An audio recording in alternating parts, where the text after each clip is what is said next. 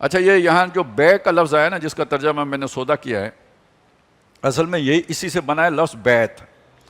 اب آپ سمجھ لیں کہ جب دو فریقوں کے درمیان سودا ہوتا ہے، سودا ڈن ہوتا ہے، آج بھی یہ دستور ہے، دو ملک جب آپس میں ان کے وفود بیٹھے ہوتے ہیں، کوئی معاہدہ کرتے ہیں، پہلے دستخط ہوتے ہیں، وہ فائل میز کے اوپر رکھتے ہیں، پھر کھڑے ہوتے ہیں، اس کے بعد شیک ہینڈ کرتے ہیں۔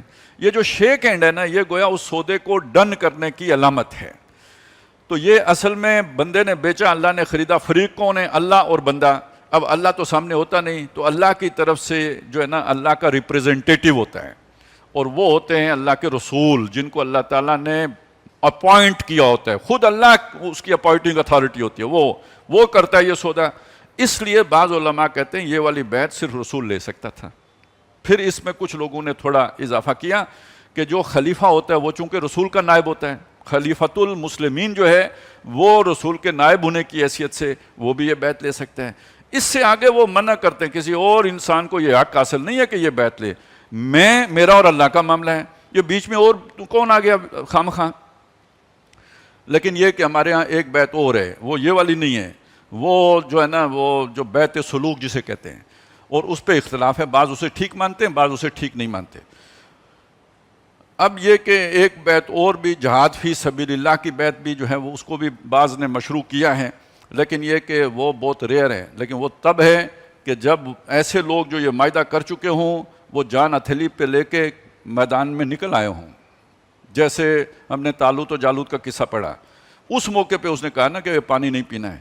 اور جیسے حضرت حسین رضی اللہ تعالیٰ عنہ کا معاملہ ہے، جب ان کی کوفیوں نے یہی بیعت کی تھی نا کہ ہم اب یہ بیچا ہم نے اللہ کو ہے، جیسے آپ کہیں گے ہم ایسے خرچ کریں گے، ایسے لگائیں گے، تو وہ بعد میں اپنے عہد سے جو ہے نا وہ پھر گئے۔ تو اللہ تعالیٰ نے قیامت تک کے لیے کوفی کو لا یوفی کے طور پر مشہور کر دیا کہ جو اپنے عہد کا ایفا نہیں کرتے، جو اپنے عہد کا وفا نہیں کرتے۔ تو یہ ایک صورت یہ رکھی گئی ہے۔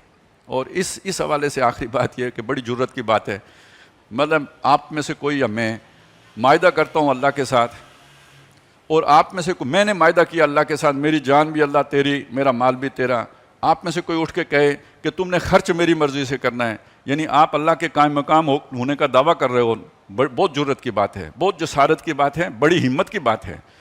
وہ جیسے آتا ہے نا قرآن مجید نے، فما اصبرہم علی النار، کتنی ہمت ہے ان کی کہ آگ کے اوپر صبر کر کے بیٹھے ہیں، اور کتنی ہمت ہے اس کی جو اللہ کا قائم مقام بن کر زمین پہ بیٹھا ہوا ہے خام خواہ، حالانکہ اللہ نے اسے یہ اتھارٹی نہیں دی۔ تو احتیاط ان چیزوں میں تھوڑی ضرورت ہوتی ہے۔ اب بہرحال ان لوگوں کا کریکٹر کیا ہوتا ہے، کردار کیا ہوتا ہے، ان کے سیلینٹ فیچرز کیا ہوتے ہیں، وہ اگلی آیت میں بیان ہو گئے۔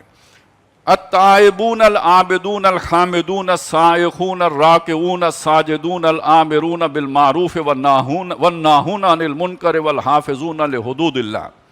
پہلی بات یہ ہے کہ وہ توبہ کرنے والے ہیں، اللہ کے دین کے نام لیوا تھے، پہلے دن سے مسلمانوں کے گھر پیدا ہوئے، لیکن انہیں شعور اصل معاہدے کا جا کے اب ہوا، تو اس کا مطلب اس سے پہلے خیانت کرتے رہے۔ تو پہلی چیز تو توبہ ہے، تجدید کرنی ہے اپنے عہد کی، توبہ کرنی ہے، پلانا جو ہو گیا سو ہو گیا، آئندہ اللہ میرا سب کچھ تیرا، ہم تو جیتے ہیں کہ دنیا میں تیرا نام رہے، کہیں ممکن ہے کہ ساقی نہ رہے، جام رہے، اب یہ زندگی اس طرح گزرے گی۔ دوسری بات العابدون، اب یہاں پہ آپ عابدون کا ترجمہ اگر کریں کہ جی وہ پرستش کرنا، تو وہ بہت ہلکا ہو جائے گا، کیونکہ اس کے لیے علیحدہ الفاظ حامدون ساتھ آ رہا ہے، شکر گزاری کرنا، اللہ کی حمد کرنا، اللہ کی ثنا کرنا، اللہ کے حمد کے ترانے الاپنا۔ تو یہاں اب عابدون کو کدھر لے، توبہ علیحدہ آ گئی، ساتھ عابدون آ گیا، اللہ کے تمام احکامات کی پابندی کرنے والے، اس کے علاوہ کوئی گنجائش نہیں بنتی کوئی دوسرا ترجمہ کرنے کی۔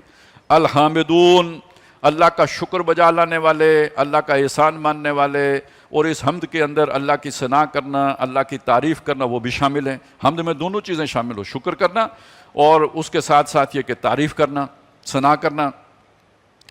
السائحون، اب اس کا ایک ترجمہ تو کیا گیا روزہ دار، روزہ رکھنے والے، لیکن ایک ترجمہ جو زیادہ اس لفظ کے قریب ہے وہ یہ ہے بے تعلق رہنے والے، یعنی خواہشات دنیا، لذات دنیا، دنیا کے منصوبے، دنیا کی امیدیں، دنیا میں بڑھنا، دنیا میں پھیلنا، دنیا میں پھولنا، اس کی جو ہے نا وہ مقاصد ان کے بہت جلیل ہوتے ہیں، امیدیں قلیل، دنیا سے ان کی رغبت بہت تھوڑی، بہت کم متوجہ ہونے والے دنیا، اس سے جو گویا رہتے دنیا میں ہی ہیں, کسی جنگل میں جا کے ڈیرا نہیں لگاتے ہیں, کٹتے نہیں ہیں دنیا کے وسائل سے, بیچ میں استعمال بھی کرتے ہیں لیکن دل نہیں لگاتے ان سے. ان کی ایک غنا کی یا استغنا کی ایک کیفیت ہو, بے نیازی کی کیفیت. الراکعون جھکنے والے, الساجدون سجدہ کرنے والے. اب یہ دیکھیے یہ علیحدہ ذکر, عابدون پہلے آ چکا, وہ علیحدہ آ چکا, اور یہ حامدون بھی آ چکا, تعریف والا بھی مسئلہ علیحدہ حل ہو گیا. الراکعون الساجدون یہ سیدھا نماز کے جو ہے نا ارکان ہیں, تو گویا نماز مراد ہے. ویسے پوری زندگی میں بھی عاجزی اختیار کرنا اور جھکنا وہ بھی مراد ہو سکتا ہے, یعنی تکبر کے مقابلے میں بھی یہ الفاظ استعمال ہوتے ہیں. الآمرون بالمعروف, یہ ذرا یہ جو پہلی جو چیزیں تھیں نا 1 2 3 4 5 6, یہ گویا انفرادی جو ہے نا کیفیات ہیں جن کا ذکر کیا گیا, ایک فرد کی ذاتی کیفیات ہیں. اگلی بات اس کا معاشرے کے ساتھ رویہ کیا ہوگا. یہ جو اللہ والا ہے, جو اللہ کو اپنے مال اور جان بیچ چکا, وہ ایک معاشرے کا حصہ ہے, اس کے رشتہ دار ہیں, برادری ہے, تو وہاں ان کے ساتھ اس کا جو ہے نا وہ معاملہ کیسے چلے گا. جو چیزیں فطرت انسانی کے لیے جانی پہچانی ہیں, معروف و مشہور ہیں, ان کی ترویج کرے گا, انہیں رواج دے, خود ان پر عمل کرے گا.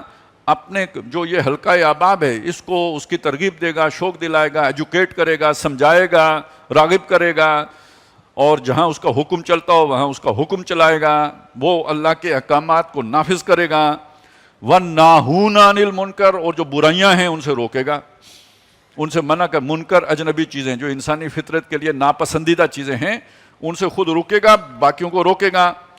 اب آئیے آخری بات, وَالْحَافِظُونَ لِحُدُودِ اللَّهِ, اللہ کی حدود کی حفاظت کرنے والے. اور جو جس ترتیب سے بات آ رہی ہے وہ کیا ہوئی, یہ جیسے کوئی لوگ ہوتے ہیں نا, جیسے فوج ہوتی ہے سرحدوں کی حفاظت کرتی ہے, تو یہ اللہ کی حدود ہیں, یہ نظریاتی حدود ہیں, ان کے محافظ ہیں. وہ بنیان مرصوص بن کے کھڑے ہو کے اللہ تعالیٰ کے حدود کی حفاظت کرتے ہیں, اور اگر وہ حدود گری پڑی ہوں تو ان کو کھڑا کرتے ہیں, یعنی جسے کہتے ہیں ہم دین کو قائم کرنا. تب حدود پوری طرح نافذ ہوں گی جب دین اللہ کا ہو جائے گا. جیسے ہم نے پڑھا قاتلوہم, بلکہ اس میں پڑھا کہ حضور کو بھیجا ہم نے, اور اس لیے بھیجا الہدا دے کر, دین حق دے کر, لِیُظْہِرَہُ عَلَى الدِّینِ کُلِّہِ, پورے دین کے اوپر اسے غالب کر دیں.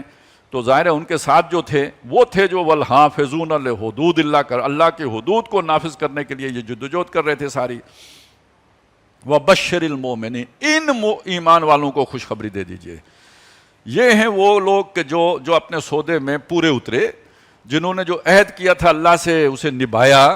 ہم آگے پڑھیں گے سورہ فتح میں, نہیں بلکہ سورہ احزاب میں, رجال صدقوا ما عاہدوا اللہ علیہ, وہ جوان مرد کے جو انہوں نے اللہ سے عہد کیا تھا اسے اس پر پورا اترے, اسے نبھایا, اس کو سچ کر دکھایا. فَمِنْهُمْ مَنْ قَضَىٰ نَحْبَهُ وَمِنْهُمْ مَنْ يَنْتَظِرُ, ان میں وہ بھی ہیں کہ جو اپنی مراد اپنی نظر پوری کر چکے, یعنی جان آفرین کے سپرد کر چکے, حق بحق رسید ہو چکا, اور جو باقی ہیں وہ منتظر ہیں کب ہمارا نمبر لگتا ہے تو ہم بھی اللہ کی راہ میں گردن کٹا کے سرخرو ہوں, کیونکہ ہم تو بیچ چکے ہیں, ہماری تو اب ہے نہیں, یہ تو اس کی ہے, اس کے حوالے کر کے جو ہے ہم بھی اپنے عہد پر پورے اترے. ان ایمان والوں کے لیے خوشخبری ہے.